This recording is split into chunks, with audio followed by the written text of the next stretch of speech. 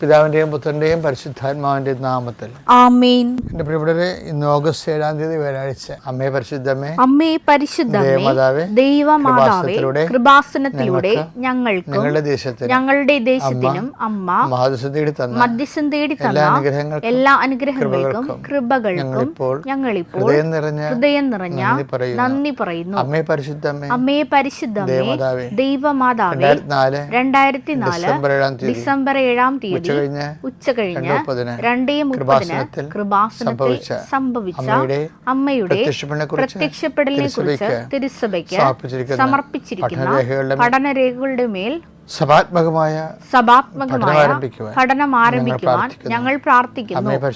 അമ്മേ പരിശുദ്ധമേ, ഭൂസർ ലോകങ്ങളുടെ രാജ്ഞിയായ അങ്ങേയ്ക്ക് ഭൗമ സംരക്ഷണത്തിനായി പ്രപഞ്ച പ്രകൃതിയെ തന്നെ തിരുസഭ പ്രതിഷ്ഠിക്കുവാൻ ഈ പ്രത്യക്ഷീകരണം വഴി ഇടയാക്കണമേ. പരിശുദ്ധമേ, ജപമാല മാതാവേ, സകല കൃപാസനം പ്രാർത്ഥനകളോടും ചേർത്ത് ഞങ്ങളിപ്പോൾ പ്രാർത്ഥിക്കുന്ന ഈ കുടുംബത്തിന്റെ പ്രത്യേക നിയോഗം പറമക്കളെ,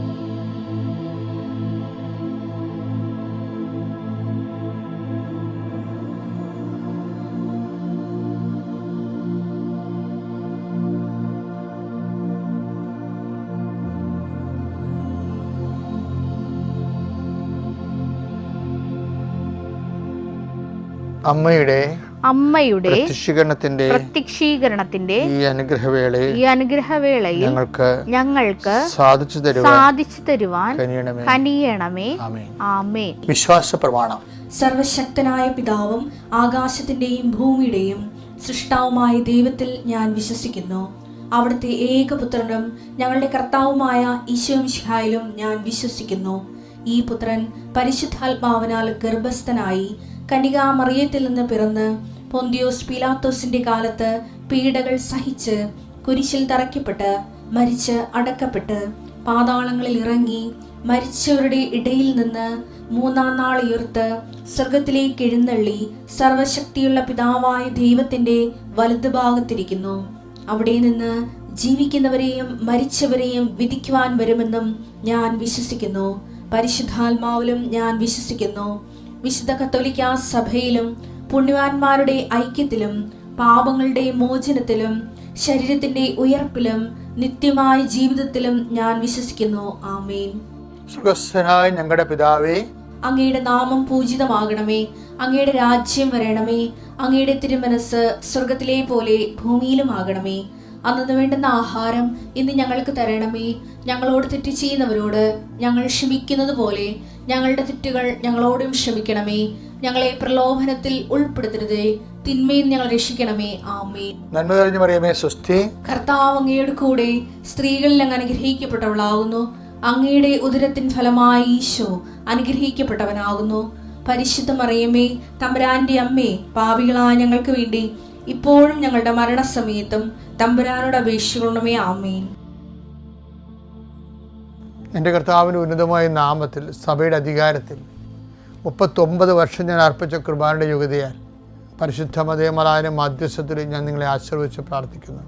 കർത്താവ്, ഒരു വിഷയം തന്നെ പല പ്രാവശ്യം വെച്ച് പ്രാർത്ഥിച്ചിട്ട് ഒരു മൂവ്മെൻ്റ് ഇല്ലാതെ ഇനി എന്ത് ചെയ്യണം, പ്രാർത്ഥന നിർത്തണോ ഇതുപോലെ ചിന്തിച്ചുകൊണ്ടിരിക്കുന്നവർക്ക് ആത്മശക്തിയും ആത്മധൈര്യം കരുതുന്നതിന് വേണ്ടി പ്രത്യേക അഭിഷേകം നൽകണമെന്ന് പ്രാർത്ഥിക്കുന്നു. ജീവിതമാർഗം മുട്ടിപ്പോയവർ, ജീവിതമാർഗം തീർന്നു പോകാൻ പോകുന്നവർ, ജീവിതമാർഗം പൊളിച്ചു പണിയാൻ ആഗ്രഹിക്കുന്നവർ, അവരെല്ലാം നീ ഈശോയുടെ നാമത്തെ ആശീർവദിക്കുന്നു. വിവാഹിതരെയും വിവാഹ ജീവിതത്തെ പ്രയാസങ്ങളോട് ഒരുമിച്ച് പിരിഞ്ഞു പോയിട്ട് ഒരുമിച്ച് ജീവിക്കാൻ താമസിക്കുന്നവരും ആഗ്രഹിക്കുന്നവരും കർത്താവ് ആശീർവദിക്കട്ടെ പ്രാർത്ഥിക്കുന്നു. എപ്പോഴും ഓരോരോ രോഗാവസ്ഥ മാറുന്നില്ലല്ലോ, വീട്ടിൽ തന്നെ ബാധ്യമാണല്ലോ, മറ്റുള്ളവർ പറയണ രഹസ്യമായിട്ട് പറയണ പോലെ കേട്ടുകൊണ്ട് അതിൻ്റെ സംഘടിപ്പൂടി അനുഭവിച്ചുകൊണ്ട് വീട്ടിൽ കഴിയുന്ന മക്കളെ അവർ കർത്താവ് ഏറ്റെടുക്കണം, അവരുടെ വേദന ഏറ്റെടുത്ത് അവർ സുഖപ്പെടുത്തണം പ്രാർത്ഥിക്കുന്നു. വർഷങ്ങളായിട്ട് കട്ടിൽ കിടക്കുന്നവർ, തളർന്നുപോയവരും കിടക്കുന്ന ആൾക്കാരെ കർത്താവ് സന്ധിക്കണമെന്ന് പ്രാർത്ഥിക്കുന്നു. എൻ്റെ കർത്താവിന് വിരുദ്ധമായ നാമത്തിൽ സഭയുടെ അധികാരത്തിൽ കുരിശിൻ്റെ അടയാളത്തിൽ ദൈവശക്തിയെ പാകോടുപടി നടക്കാത്ത കുടുംബങ്ങൾ, പാകോടുപടി നടക്കാനുള്ള വസ്തുക്കൾ അങ്ങനെ ദൃശ്യം പ്രാർത്ഥിക്കുന്നു. അതെല്ലാം കർത്താവ് ഏറ്റെടുക്കുകയും കർത്താവ് നിങ്ങളെ സന്ധിക്കുകയും ചെയ്തെന്ന് പ്രാർത്ഥിക്കുന്നു. ഈശോയെ പിതാമുതൻ പരിശുദ്ധാത്മാ സർവ്വശക്തനായ എന്നേക്കും ആമേൻ. പ്രിയമുള്ളവരെ, ദൈവത്തിൻ്റെ വചനങ്ങൾ നമ്മൾ ഒരു വിഷയത്തിന് ഇന്ന പ്രാർത്ഥന, ഇന്ന വിഷയം മനസ്സിൽ കണ്ടുകൊണ്ട് നമ്മൾ ഓരോ ആധ്യാത്മിക അനുഷ്ഠാനങ്ങൾ ചെയ്യുന്നു. പക്ഷേ വചനം കേൾക്കുന്നതിൻ്റെ പിന്നിലും ഇങ്ങനെ ഒരു ഇക്കോണമി വർക്ക് ചെയ്യുന്നുണ്ട്. ഇപ്പോൾ ചില ആൾക്കാർക്ക് കിട്ടിയിരിക്കുന്ന അഭിവൃദ്ധിയുടെ അടിസ്ഥാനത്തിൽ പ്രാർത്ഥിക്കുക, ആത്മീയത, അഭിവൃദ്ധിയുടെ അടിസ്ഥാനത്തിലുള്ള ആധ്യാത്മികത എന്ന് വെച്ച് കഴിഞ്ഞാൽ അവർക്ക് നല്ല അഭിവൃദ്ധി ഉണ്ടെങ്കിൽ എനിക്ക് പള്ളിയിൽ പോകേണ്ട കാര്യമൊന്നുമില്ല എന്ന് പറയുന്ന കുട്ടികളെയും ഞാൻ കണ്ടിട്ടുണ്ട്. അവർക്ക് എന്നൊക്കെ വലിയ കാര്യമുണ്ട്, അതുകൊണ്ടാണ് പള്ളിയിൽ നിന്ന് മാറാൻ നടക്കണമെന്ന് പറയും. അപ്പോൾ എനിക്ക് കാര്യമൊന്നുമില്ല, കാര്യം ഞാൻ റിട്ടയർഡാണ്, എനിക്ക് നല്ല പെൻഷൻ കിട്ടും, എൻ്റെ മക്കളെല്ലാം സെറ്റിൽഡാണ്. അപ്പോൾ അഭിവൃദ്ധിയുടെ ആനുപാതികമായിട്ടായിരിക്കും ആൾക്കാർക്ക് ആധ്യാത്മിക വരുന്നത്. ഇത് എന്ന് വെച്ച് കഴിഞ്ഞാൽ എന്തുകൊണ്ടാണ് ഇതെന്ന് പറയണത്, ദൈവ കൃപയുടെ വാതിൽ ഇവർക്കെതിരെ അടയപ്പെടുന്നതുകൊണ്ടാണ് ഇങ്ങനെ ഇവർക്ക് ഇതിൻ്റെ അപ്പുറത്തൊന്നും ഇവരുടെ ഈ നശിച്ചു പോണ ഫേവേഴ്സ്, ഭൗതിക ആനുകൂല്യങ്ങൾക്ക് അപ്പുറത്ത് ദൈവത്തെ കാണാൻ പറ്റാത്തത് എൻ്റെ കാരണം അതാണ്. പല ആൾക്കാരുടെയും പ്രാർത്ഥനകളുടെ പിന്നിലുള്ളത് തെണ്ടിക്കല്ലേ എന്നുള്ളത് തന്നെയാണ്. എന്താണ്? മക്കൾക്ക് വേണ്ടി പ്രാർത്ഥിക്കുന്നു, പിന്നെ പേരകിടാങ്ങൾക്ക് വേണ്ടി പ്രാർത്ഥിക്കുന്നു, മകളെ ഗർഭിണിയായി കഴിഞ്ഞാൽ ആ കുഞ്ഞിന് കുഴപ്പമുണ്ടാകാതിരിക്കാൻ പ്രാർത്ഥിക്കുന്നു, കുഞ്ഞ് ജനിച്ച പിന്നെ നല്ല സ്കൂളിൽ അഡ്മിഷൻ കിട്ടാൻ വേണ്ടി പ്രാർത്ഥിക്കുന്നു. ഇങ്ങനെ എല്ലാം നമുക്ക് എങ്ങനെ തലകുത്തി പറഞ്ഞാലും, അതായത് മനുഷ്യൻ പ്രാർത്ഥിക്കണതെല്ലാം അവൻ്റെതായ ദൈവം അവൻ്റെ ഭൗതികമായ സാഹചര്യങ്ങളുടെ സമ്മർദ്ദത്തിൻ്റെ ഒരു പരിഹാരകനായിട്ട് മാത്രമാണ് ദൈവത്തെ മനുഷ്യൻ കാണുന്നതും അനുഭവിക്കാനൊക്കെ ആഗ്രഹിക്കുന്നത്. അപ്പോൾ അതുകൊണ്ട് ഈ അനുഗ്രഹദാതാവായ ദൈവത്തിൽ നിന്ന് മനുഷ്യനൊരിക്കലും ഉയരണമില്ല. അപ്പോൾ അവരുകൊണ്ട് ഈ അധ്വാനിക്കണമെങ്കിലൊക്കെ ഇപ്പം ഈ സാപത്തിനെ കുറിച്ച് ഇസ്രായേൽ പറയുമ്പോൾ അധ്വാനിക്കാതിരിക്കുമ്പോൾ ഇരിക്കുന്ന ഒരു ദിവസത്തിൽ ദൈവം നമുക്ക് വേണ്ടി അധ്വാനിക്കുമെന്നാണ്. അത് ഇസ്രായേലിൻ്റെ ഒരു അനുഭവമാണ്. നിങ്ങൾ മന്ന ശേഖരിക്കാതിരുന്നാൽ മതി, നാളെയുള്ളത് കർത്താവ് അധ്വാനിച്ച് നമുക്ക് വേണ്ടി തന്നോളൂ എന്ന്. അതിനല്ല മോസസ് പറയണത്. ഇപ്പം ഞാൻ പറയാൻ കാരണമേ, നമ്മുടെ ഈ പുറപ്പാടിൻ്റെ പുസ്തകം 16:5 വായിച്ചേ. ആറാം ദിവസം നിങ്ങൾ ശേഖരിക്കുന്നത് അകത്തു കൊണ്ടുവന്ന് ഒരുക്കി വയ്ക്കുമ്പോൾ അത് ദിനം പ്രതി ശേഖരിക്കുന്നതിന്റെ ഇരട്ടിയുണ്ടാകും. അപ്പോൾ ദിനം പ്രതി ശേഖരിക്കുന്നത് അവർക്കറിയാം, അവർക്ക് എടുക്കാവുന്നതിൻ്റെ അവരുടെ ആവശ്യത്തിനോട് എടുക്കും. പക്ഷേ പിന്നീട് എന്താ പറഞ്ഞേക്കണത്, നിങ്ങൾ നാളത്തേക്കത് മാറ്റി വെക്കരുത്, അത് നാളെ കർത്താവിൻ്റെ കൂടെ ഇരിക്കേണ്ട സമയമാണെന്ന് പറയും. അപ്പോൾ കർത്താവിൻ്റെ കൂടെ ഇരിക്കുമ്പോൾ പിന്നെ കർത്താവാണത് അതിനു വേണ്ടി കോമ്പൻസേറ്റ് ചെയ്യണത്. അപ്പോൾ ദൈവത്തിൻ്റെ കോമ്പൻസേഷൻ്റെ സമയമാണത്. അപ്പോൾ അതുകൊണ്ട് തന്നെയാണ് ഈ ഞായറാഴ്ചകളിലൊക്കെ അതിൻ്റെ ഭാഗമായിട്ടാണ് നമുക്ക് സാപത്ത് ഞായറാഴ്ചയല്ല. ഇപ്പോൾ ഞായറാഴ്ച ഞങ്ങളുടെ കുഞ്ഞുനാളിലൊക്കെ ആരും ജോലിക്ക് പോകത്തില്ലായിരുന്നു. ഇപ്പോഴീ കോൺട്രാക്ടർമാരും ജോലി നഷ്ടപ്പെടുന്നുള്ള സമ്മർദ്ദങ്ങളെല്ലാം കാരണം ജനങ്ങൾ ഞായറാഴ്ച കുർബാന പോലും മുടങ്ങാത്ത ചില ആൾക്കാർ ജോലിക്ക് പോകും. അത് ഗൾഫ് രാജ്യങ്ങളിൽ അവർക്ക് ഞായറാഴ്ച ഇല്ലാത്തത് കൊണ്ട് അവർ വെള്ളിയാഴ്ച ആണ് അവിടെ ആചരിക്കണത്. അപ്പോൾ വെള്ളിയാഴ്ച അവിടെ കുർബാനയുണ്ട്. അപ്പോൾ പക്ഷേ അവർ ഞായറാഴ്ച കുർബാന ഇല്ലല്ല എന്നും പറഞ്ഞുകൊണ്ട് വെള്ളിയാഴ്ച പോകത്തുമില്ല. അതപ്പോൾ ഞായറാഴ്ച കുർബാന ഇല്ലാഞ്ഞ കാരണം അത് അവർക്കൊരു മുട്ടാഴ്ത്തി പറയാൻ വേണ്ടിയുള്ള ഒരു എന്താണ് ഒരു ഉതപ്പായിട്ട് മാറിയിരിക്കുന്ന വിഷയം. അപ്പം ഇങ്ങനെ ഓരോ ഒഴിവ് കഴിവുകൾ പറഞ്ഞ് ദൈവത്തെ ഒഴിവാക്കുന്ന വിഷയങ്ങൾ അവർ അതിൻ്റെ ഇപ്പോൾ തുടങ്ങിയല്ലത്, പണ്ട് മുതലേ ഉണ്ട്. കർത്താവ് ഒഴിവ് കഴിവിൻ്റെ കാര്യം പറയത്തില്ലേ, ഞാനൊരു ഏറുകളയെ വാങ്ങിച്ചു, അതിനെ പരീക്ഷിക്കാൻ പോകണമെന്നൊക്കെ പറഞ്ഞില്ലേ, ഇങ്ങനെയൊക്കെ നിലവുഴിന കാട്. അപ്പോൾ കർത്താവിൻ്റെ കാലത്ത് ഒഴിവ് കഴിവുകൾ പറഞ്ഞിട്ടുള്ള അണ്ണന്മാരുണ്ട്. ഇന്നും ഓരോരോ കാര്യത്തിനും ഒഴിവ് കഴിവ് പറയും. കൊച്ചിന് പാടില്ല, പിന്നെ അപ്പൻ കിടപ്പിലാണ്. എന്നാൽ അപ്പനൊന്നും കിടപ്പിലാണെങ്കിൽ ഇവള് അതിൻ്റെ അകത്ത് നോക്കത്തില്ല. അവൾ ചിലപ്പോൾ വാട്സപ്പിൽ നോക്കിക്കൊണ്ടിരിക്കുകയായിരിക്കും. ഇതിന് അപ്പനെ വെച്ച് അവൾ ജാക്കിയാക്കിയിട്ട് ജാമ്യം എടുക്കും. അപ്പോൾ ഇങ്ങനെയുള്ള അഭ്യാസങ്ങളെല്ലാം ഉള്ളത് കൊണ്ട് ഈ ജനം പറഞ്ഞിട്ട് കേട്ടില്ല മോശസിനോട്. പുറപ്പാട് 16:19 വായിച്ചേ. മോശ അവരോട് പറഞ്ഞു, ആരും അതിൽ നിന്ന് അല്പം പോലും പ്രഭാതത്തിലേക്ക് നീക്കിവെക്കരുത്. എന്നാൽ അവർ മോശയെ അനുസരിച്ചില്ല. ഇതാ സംഭവം. കുറെ പേര് അനുസരിക്കാതിരിക്കുകയെ. നമ്മൾ എന്ത് അത്ഭുതങ്ങൾ അനുദിനം കണ്ടാലും അനുസരിക്കാതിരിക്കുന്ന ആൾക്കാർ അന്നേ ഉണ്ടായിരുന്നു.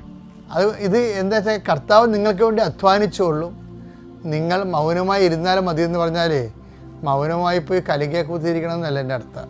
കർത്താവിൻ്റെ കൂടെ ഇരിക്കണം. മാർത്ത നീ അനേക കാര്യങ്ങളെ ഓർത്തുകൊണ്ട് ഉത്കണ്ഠാകുലരായിരിക്കുന്നു. മറിയം സാബത്ത് ആചരിച്ചെന്നാണ് പറയണേ. എന്നുവെച്ചാൽ മറിയം നല്ല ഭാഗം തിരഞ്ഞെടുത്തു. എന്താ കർത്താവിൻ്റെ കൂടെ ഇരുന്നു. ലൂക്കാ 10:42 ഒന്നു മാത്രമേ ആവശ്യമുള്ളൂ. മറിയം നല്ല ഭാഗം തിരഞ്ഞെടുത്തിരിക്കുന്നു. അത് അവളിൽ നിന്ന് എടുക്കപ്പെടുകയില്ല. അപ്പൊ സാബത്തിന്റെ വിശ്രമങ്ങളും കർത്താവിനെ കൊണ്ട് അധ്വാനിപ്പിക്കാനുള്ള ഒരു ആധ്യാത്മിക തന്ത്രമാണത്, ടെക്നിക്ക്. അത് തന്നെ.